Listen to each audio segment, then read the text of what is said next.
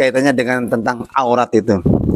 Sesama laki-laki kita seringkali melihat di antara sama laki-laki itu melihat batas aurat yang melebihi, apalagi pas di suasana olahraga. Itu gimana Ustaz? Tetap kita melihat auratnya laki-laki, misalnya lutut ya di atas lutut, mereka kan olahraga pakainya kolor yang di atas lutut. Itu kita termasuk berdosa enggak? Itu tadi. Terima kasih atas pertanyaannya tentang aurat ya ketika berolahraga. Ada pengecualian tidak Bapak Ibu? Kalau olahraga boleh buka aurat? Sepakat ya? Ya tidak, jangan dibuka ya, tetap ditutup, tetap dijaga ya. Rasulullah SAW juga berkuda, Rasul juga naik onta. Apakah kemudian karena berkuda kemudian ya yang lebih nyaman celana pendek misalnya? Apakah seperti itu? Tidak, tetap ya batasan syariat dijaga. Ya sehingga kita tentu yang sudah belajar agama, belajar Al-Quran dan Sunnah ya semangat untuk mengetahui ya batasan. Batasan aurat untuk laki-laki dari mana sampai mana? Dari pusar sampai lutut. Pusarnya masuk aurat bukan? Bukan. Lutut masuk aurat bukan? Bukan, itu batasnya, itu bukan aurat. Yang aurat di atasnya lutut, di bawahnya pusar. Tapi untuk menutup di atasnya lutut, ya lutut ditutup biar pas lagi mungkin buka kaki, mungkin ya lagi nyemes apa, ya tidak keangkat gitu. Jadi pakainya juga tetap di bawah lutut ya biar ketika gerak ini juga tetap tertutup. Kita pakai celana juga ya tetap pusar juga ditutup walaupun pusarnya bukan aurat, batasnya pusarnya. Di bawah pusar itu baru aurat ya. Tetap pusarnya juga ditutup sehingga kalau pas ketarik pun ya masih aman gitu ya, seperti itu. Jadi pakaiannya harusnya seperti itu. Jangan ngepres pas lutut ya, pas lagi naiknya mas, wah gitu ya. Wah langsung keangkat ya di atas lutut lah, ini terbuka itu auratnya. Ya itu buat kita yang sebagai yang berperan untuk berolahraga ya, sebagai yang berolahraga.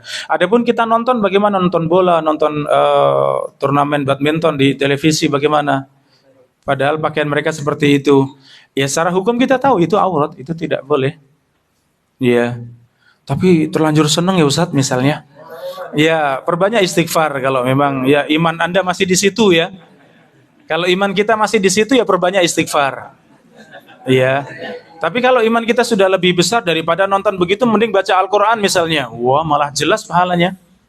Misalnya ya, tapi kalau ternyata kok ya iman ya tidak sekuat itu ya silakan perbanyak istighfar ya, tutup dengan kebaikan ya. Itu. Jadi subhanallah ya, para ulama berwasiat pada kita bahwa yang kita anggap dosa itu biasanya dosa yang terlihat. Itu yang kita anggap dosa. Ya, mendolimi orang lain, minum khamar, berzina, berucap yang kotor, merendahkan, ya mencaci maki, ya itu semuanya dosa yang terlihat. Yang kita anggap dosa hanya itu, padahal dosa yang tersembunyi itu lebih besar. Dosa yang tersembunyi itu lebih besar dan lebih mudah terjadi. Contohnya 3 orang yang pertama diseret dalam neraka. Yang satu adalah seorang dermawan, yang satu lagi mujahid, seorang yang berjihad, satu lagi seorang qari, seorang alim. Ini kan orang hebat semuanya. Tapi kenapa diseret pertama dalam neraka? Karena dosa tersembunyi. Apa dosa tersembunyi? Riya. Contohnya itu. Itu kita nggak merasa dosa, padahal itu merusak sekali.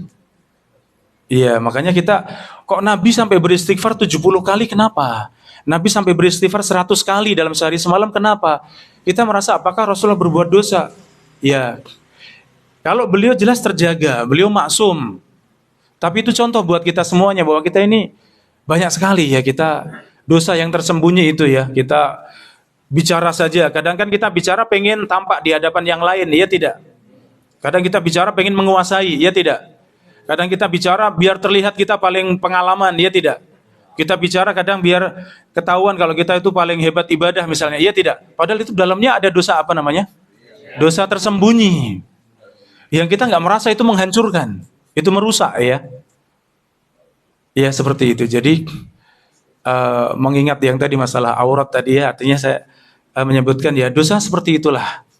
Ada dosa yang terlihat, ya kita berusaha dengan sungguh-sungguh meninggalkannya, perbanyak istighfar.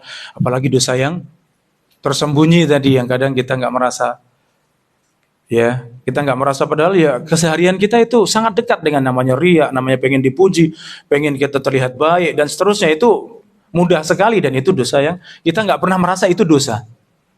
Ya, padahal itu merusak, ya merusak amalan kita. Itu dari sisi kehati-hatian ya, tapi dari sisi berharap kita juga harus optimis.